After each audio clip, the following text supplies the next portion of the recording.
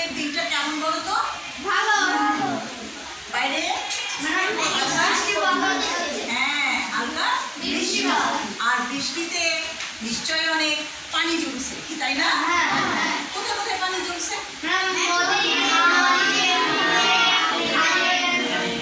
ঠিক বলেছ। এই নদী, খাল, বিল, পুকুর, ডোবা এইসব জায়গায় পানি যদি জমা হয়ে যায় তাহলে কি হতে পারে? ফসলের ক্ষতি হতে পারে। আচ্ছা, ফসলের ক্ষতি কেন হবে? একদম রাইট, পানি দূষণের কারণে। আর আমাদের এই পরিবেশে পানি দূষণ কিন্তু অবশ্যই পরিবেশের একটি অংশ, কি ঠিক না? তাহলে পরিবেশ দূষণের সাথে পানি দূষণ নিশ্চয়ই জড়িত। তাহলে আমরা আজকে আমাদের পাঠে এই যে আমাদের পরিবেশ সংরক্ষণ করতে গেলে পানি দূষণ কি কি প্রভাব ফেলছে তার উপরে আলোচনা করব, ঠিক আছে? পাঠে যাওয়ার আগে চলো একটি ভিডিও দেখি, কি ঠিক আছে? খুব মনোযোগ দিয়ে ভিডিওটা দেখো। দেখো তো কি দেখাচ্ছে। হ্যাঁ, আমরা একটি খবরের অংশ দেখতে পাচ্ছি। সবাই মনোযোগ দিয়ে দেখো তো।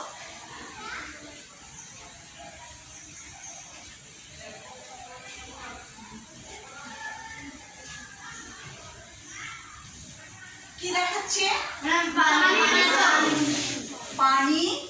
এই যে পানি দেখো দূষিত হচ্ছে কিভাবে সেটাই এখানে আমরা ভিডিওতে দেখতে পাচ্ছি। আজকের পাঠ পানি দূষণ সম্পর্কে আমরা জানবো। তো চলো তো আমরা পানি দূষণ সম্পর্কে জানতে গেলে কয়েকটি ছবি দেখি। কি দেখতে পাচ্ছ ছবিতে? পানি কিভাবে দূষিত হচ্ছে?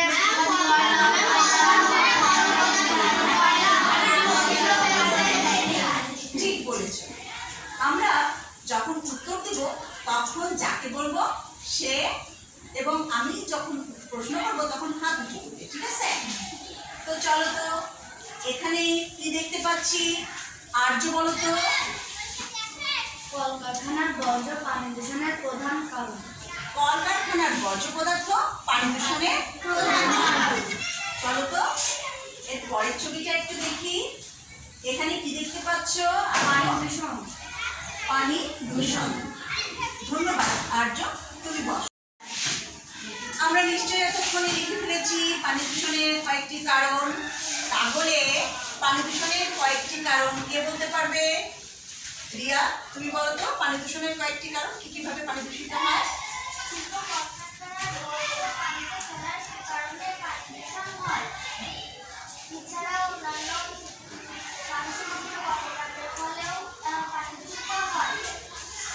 অসংখ্য ধন্যবাদ রিয়া, তুমি বসো। চলো আমরা একটু স্লাইডে দেখি কি কি কারণে পানি দূষিত হয়। প্রান্তি, তুমি কি দেখতে পাচ্ছ? একটু পড়ে শোনো, খুব জোরে পড়ো। জমিতে ব্যবহৃত রাসায়নিক সার ও কীটনাশক বৃষ্টির পানির সাথে মিশে পুকুর, খাল, বিল, নদ নদীর পানি দূষিত হয়। 2. পুকুর বা জলাশয়ের উপর কাঁচা পায়খানা তৈরি করলে পানি দূষিত হয়। 3. পয়ঃনিষ্কাশন ও কলকারখানার বর্জ্য পদার্থের মাধ্যমে পানি দূষণ হয়। 4.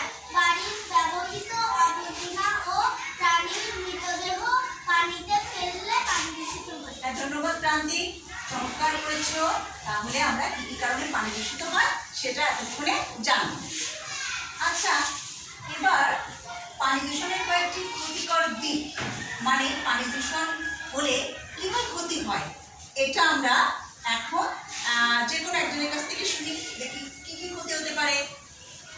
কে বলবে? দিয়া বলো তো, পানি দূষণের ফলে কি কি ক্ষতি হতে পারে? পানি দূষণের ফলে আমাদের নানা ধরনের রোগ হতে পারে। তারপরে আমরা যে কারণে পানি দূষিত হয় সেই কারণে আমরা নানানভাবে আক্রান্ত হয়ে আমরা, তারপর পানিতে থাকা যে মাছগুলো কোনো প্রাণী মারা যেতে পারে।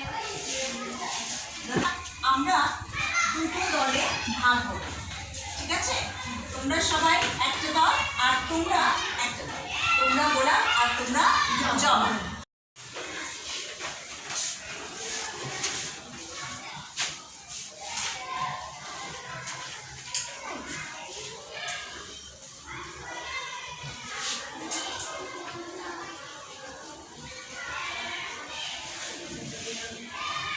গোলাপ দলের জন্য কাজ পানি দূষণের 3টি কারণ, আর জবা দল তোমাদের জন্য পানি দূষণের 3টি ক্ষতিকর দিক।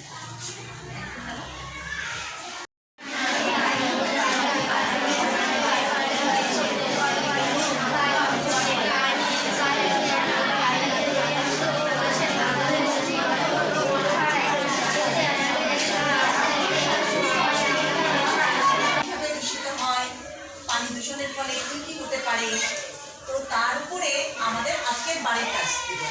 বাড়ির কাজটি কেমন হবে, যে পানি দূষণের ক্ষতিকর প্রভাব সম্পর্কে 5টি বাক্য লিখে আনে।